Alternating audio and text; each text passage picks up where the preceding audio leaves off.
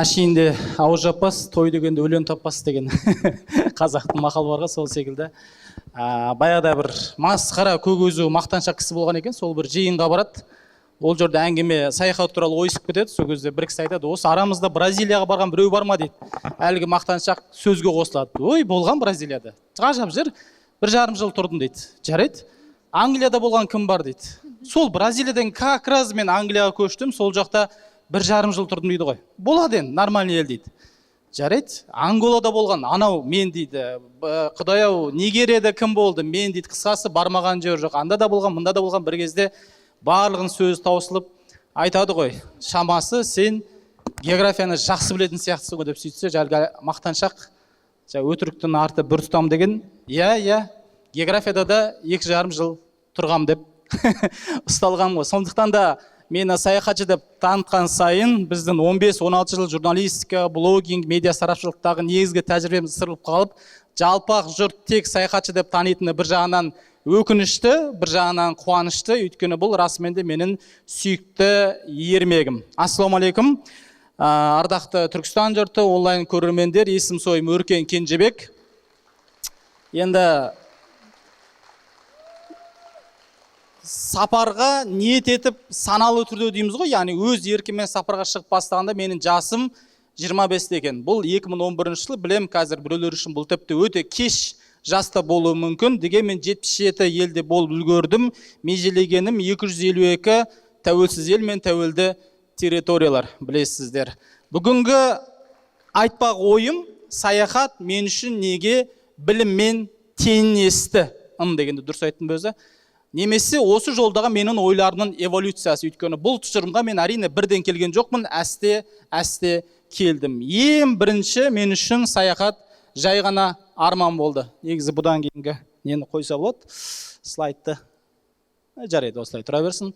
Өйткені 90 жылдары ауылда, былайша айтқанда, білте шамның жарығымен кітап оқып, бидонмен су тасып, абибас деген тізе шығып кеткен трикомен қой бағып, қисыпырып жүрген балада қандай мүмкіншілік болсын ел аралайтын? Әрине жоқ. Бірақ Құдайға шүкір, сүйікті кітаптарым ол Николай Носовтың жаңағы Дым білместің айға саяхаты, Жюль Верннің жаңағы ғылыми фантастикалары, Эрнест Сеттон Томпсон деген Канаданың натуралисті бар, соның жануарлар хикаясы, Домино деген қара түлкі жайлы, немесе ЖЗЛ дейміз, яғни Жизнь замечательных людей сериясындағы Пржевальский, Семенов Тяньшанский деген саяхатшылардың өмірлерін оқитын баладан ертең кім шығады екен?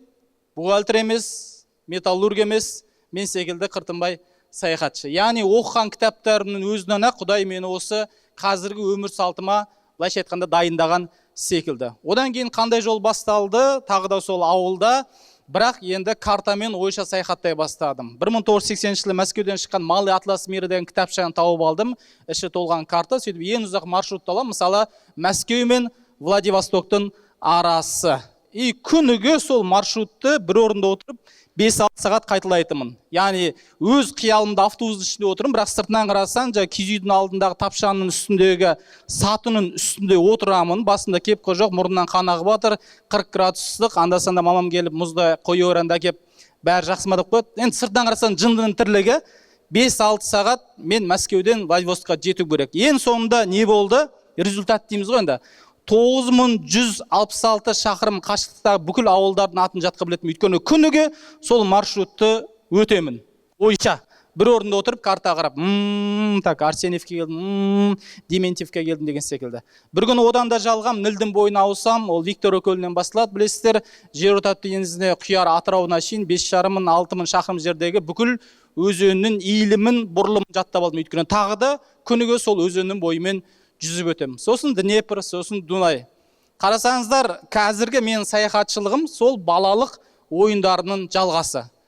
Терминмен сөйлесек, репродукциясы. Сондықтан да бұл жағынан Аллаға шүкір, мың мәрте, өйткені кім қазір бала кездегі ойындарын қайтадан ойнап жүр? Мысалы, бала кезде бәріміз атыспақ ойнадық, күніге шын автомат қарумен атысып жүрген жоқпыз ғой. Бұл жағынан менің балалық ойындарымда, оқыған кітаптарымда мен осы саяхатшы болуға алып келген секілді. Одан кейінгі ойдың трансформациясы осыдан 10 жыл бұрын басталды. Яғни саяхат арман деген бөлік аяқталды. Не болды? Саяхат арман емес, енді жай ғана бір кәдімгі күнделікті тіршілік болған кезде саяхат игілік деген ойға ауыса бастадым. Ауызса тегі жақсы, ауыспаса да болады, жарайды. Саяхат игілік. Бұндай ойға мен алғаш Үндістанның Дели деген қаласында Чанни Чоук деген районда өте бір нашар жерден қонақ үй алғанбыз. 5-ші қабат, кондиционер жоқ, қасымда Яков жатыр. Өліп қалсам да жаназа намазын оқи алмайды. Енді ол кезде ол агностик еді, ол деген білмедім, сенімін. Қысқасы, не үшін мен саяхаттап жүрмін деп бір себептерін іздей бастасын ғой. Сол кезде мына бір ойға келген болатынмын. Саяхат игілік. Мысалы, кеше біз осы Түркістанға самолетпен ұшып келдік. Airbus 321 деген. Google'дан оқысаңыздар болады. 80 тонна салмағы. 80 тонна. Егер бұрынғы адамдардың өлшеммен қарайтын болсақ, бұл ең үлкен жануар піл ғой, 5-6 тонна. Значит, ол 13-15 пілдің салмағы. Бұрынғы заманда, егер ол сөзді Төле би айтса да, Абылай айтса да, білмеймін, Бернард Шоу айтса да, аспанда ертең 15 піл құшақтасып ұшып жүреді десе, құсша ұшады десе, ешкім сенбесе, тіпті ол адамды мүмкін жындыханаға жабар еді. Бірақ қазір біз сол 80 тонналық темір құстармен ұшып жүрміз. Және қызық болған кезде әлем жаратылғаннан бері тұрған 3 зан, 3 күш ешқайда кетіп қалған жоқ. 7-ші кластың физика тақырыбы қандай? Тарту күші, көтеру күші, кедергі күші. Ол ешқайда жоғалып кеткен жоқ 5000 жылдық тарихта. Бірақ соңғы 100 жылда біз ұшақтармен ұшып жүрміз. Яғни біздің саяхаттауымыз бұл біздің заманда, біздің буынға бұйырған үлкен игілік. Кім игілікті қолданбайды, енді оны кім қалай айтады, өздеріңіз білесіздер. Сондықтан да саяхат мен үшін игілік деген трансформацияға ауысты. Одан кейін барып, ең соңғы ойдың трансформациясы бүгінгі ойдың бір өзегі болсын. Саяхат, не жерде сүйінші деп тұр, негізі саяхат тең білім деген. Бағана айтқандай, неге мен ауылдан шықтым, вундеркинд емеспін, шетелде оқымадым, не жердегі біраз спикерлер секілді, өзімнің білім алу процесіндегі деген пробелдердің бәрін білем. Мен тіпті наданмын деп өзімді мойындаймын. Оны жасыратым жоқ. Сондықтан да саяхат мен үшін білім алуда кеткен пробелдерді толтырудың ең төте жолы секілді елестеді. Сондықтан да мен саяхат деген ақшаны білім алуға кеткен инвестиция ретінде санаймын. Бұл енді менің пікірім. Және саяхат тең білім деген ойыма келуге маған бір керемет сөз әсер етті. Осыдан 5-6 жыл бұрын Марлон Сейсенбай деген ағамыздың бір ғана ауыз сөзі қандай? Мәні бар іспен айналыс, немесе айналысып жүрген ісінен мән тауып ал деп. Сосын мен бұрынғы саяхатшылардың өмірін қарадым. Қараңыздаршы, бұрынғы саяхатшылардың ешқайсысы ерігіп жүрмеген. Ол Марко Поло болсын, жаңағы Әл-Мақдиси болсын, мына Сауранға келген, Ибн Баттута, Уәлиханов, Радлов, Янушкевич, Құдаяу, Пржевальский, бағана айтқан Тяньшанскийдің болсының мақсаттары болған. Қандай? Өркениеттерді танимын және бір-біріне бейтаныс әлемдерді араластырамын деген ұлы мақсаттары болған. Сондықтан менің де мақсатым болмасам да ұқсап бақ деген Абайдың қағидасына салып, өзімнің кішігірім аудиторияма 240 мың адамға өзім білгенімді қорытып, талдап, таңдап ақпаратты ұсыну. Өйткені бағана айтқан балалық ойыннан басталады. Мен әлі жауабын таппаған, немесе 40-қа келсем де әлі қызығушылығымды қоймаған небір сұрақтар бар. Мысалы, Грузиннің хинкали деген тамағы бар, білесіздер, біз мәнтіге ұқсас. Сол неге обязательно 18 бүрмеден тұрады? Складка дейміз ғой, 18 бүрмеден тұрады. Кім санады? Неге 19 емес, неге 17 емес? Мысалы, Қытайдың тамақ жейтін таяқшасы бар. Байқадыңыздар ма? Мына тамаққа тиетін үшкір тұсы домалақ болады да, мына екінші басы квадрат болады. Оның мәнін түсіну үшін даосизм, буддизмге сәл тереңдеу керек болады. Квадрат жағы, значит, жердегі мағына береді, үшкір доңғалақ түсі күндегі мағына береді, күн мен жердің арасында адам, тамақ соны жалғастырушы деген үлкен идеяны Қытайлар базар жоқ қарапайым таяқшаның дизайнына сыйғызып жүргенде, қалай құрметтемейсің.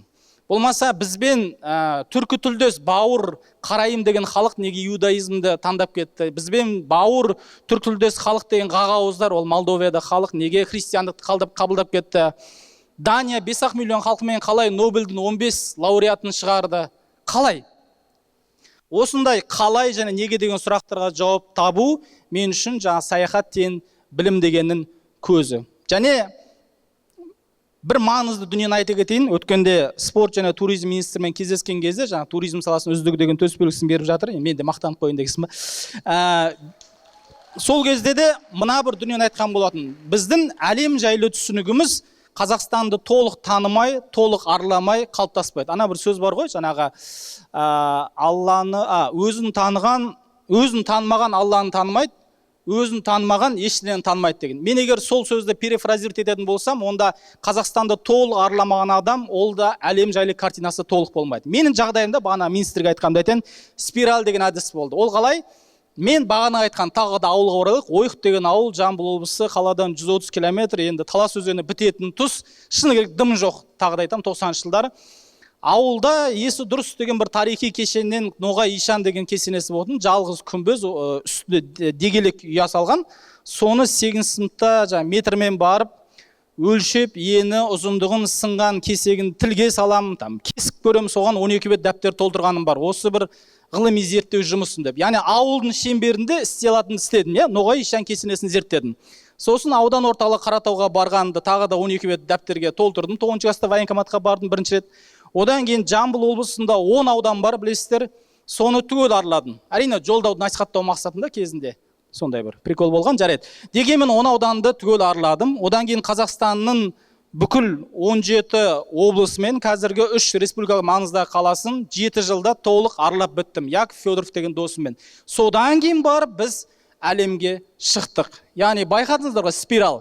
Ауыл, аудан, қала, облыс, Қазақстан, сосын барып әлем. Керісінше емес. Яғни біздің мына Қазақстан жайлы стереотипімізде өте көп болу себебі қандай? Түркістанның мысалы қанша пайыз адамы Қатонқарағайда болды? Немесе Қатонқарағайдың қанша пайыз адамы осы Түркістанның ғажаптарын көрді? Арыстан баб кесенесін, әлде не жердегі Ақмешіт үңгірін деген секілді. Яғни біз Қазақстанды толық араламай, оның кеңдігін сезіне алмаймыз. Оны образын айтқан кезде құшақтай алмаймыз. Сондықтан да өкінішке қарай біздің ойбай керемет деген зиялыларымыздың өзі ой деңгейлері шыны керек әлі де рушылдық, әлі де жершілдік деңгейде. Қазақстаным немесе мен деп емес, біз деп сөйлей алмайды да. Өйткені осы спиральдан өтпеген. Бұл енді менің тұжырым, келісесіздер, келіспейсіздер. Дегенмен басты мақсат саяхаттың мәні тек білім алу болса ғана толық ақталады. Саяхат кейде қыдыру болады, кейде бала шағамен шығу болады, кейде жай ғана кезу болады. Түсінем, біз де оны істейміз. Бірақ мақсат толық білім алу болса ғана сапардың мақсаты толық аяқталады. Және ең бірінші өзінің білімді толықтыру, екіншіден сол білімді халыққа, халықтың қажетіне, елдің мүддесіне жаратында бөліссеңіз, саяхат тағы да айтам, толық ақталады. Онсыз саяхаттың мен үшін ешқандай мағынасы жоқ. Мысалы, тура қастарыңызда қазір мен жиі айтам, Қазақстанды көшпелі ел деп атай беруді қойыңыздаршы. Бұл енді Совет үкіметте танып берген наматтық, өркениет жалғасы дегенге бізді кейде дебілдеп кетеміз. Мысалы, маған қазақ халқындағы қазақ өркениетіне қалалық өркениет тұр еді. Мысалы, тура қасымызда 44 шақырым жерде Сауран тұр. Кім барды? Қаншауымыз болды? Мен болдым. Және керемет жер. Мысалы, мен әлі жауабын таппай жүрген сұрақ. Мен сол үшін Сауранға бардым. 16 ғасырда Сауранда медресенің қос мұнарасы болған, бірін-біріне шынжырақты байланған, және бір мұнараның басында бүрінен тартқан кезде екінші мұнара 50 метрлік теңселетін болған. Качающийся минареті дейді. Және әлі күнге үшін ол мұнаралар қалай тербеледі, ешкім технологиясын тапқан жоқ. Және ойбай, дамып кеттік деген Гонконгта, Сингапурда да, Дубайда да ешқандай мұнара қазір билемейді, теңселмейді. Бурж Халифа қозғалмайды. Бірақ Саурандағы қос мұнара для прикола, былайша айтқанда, тәуелсіздік күнде, сол кездегі бір айт мерекесі деген сәттерде жай ғана көркемдік үшін қос мұнараны алып, дәу зіл мұнараны теңселткен. Мысалы, біз осындай білімдерден айырылдық, біз осындай технологияларды жоғалттық. Және менің саяхатшы ретіндегі міндетім жай ғана кезу, қыдыру емес, осындай құпияларды іздеу, Индиана Джонс секілді. Және өмірім соңына шейін табабындай дегенде ойдамын. Сондықтан да осы бір қысқа спичте саяхатшылықпен бір мақтану емес, мен жиі айтам, бұл жай ғана ермек. Егер сенің қарның тоқ, бала-шағаң аман, елін тыныш болса ғана, жаңа аңға шыққан секілді, карта ойнаған секілді ермек. Бірақ ермектің өзінде де ұлы мақсатқа айналдырасаң, ол сен үшін ұлы сапарға айналады. Сол барлықтарыңызға рахмет, аман, сау болыңыздар.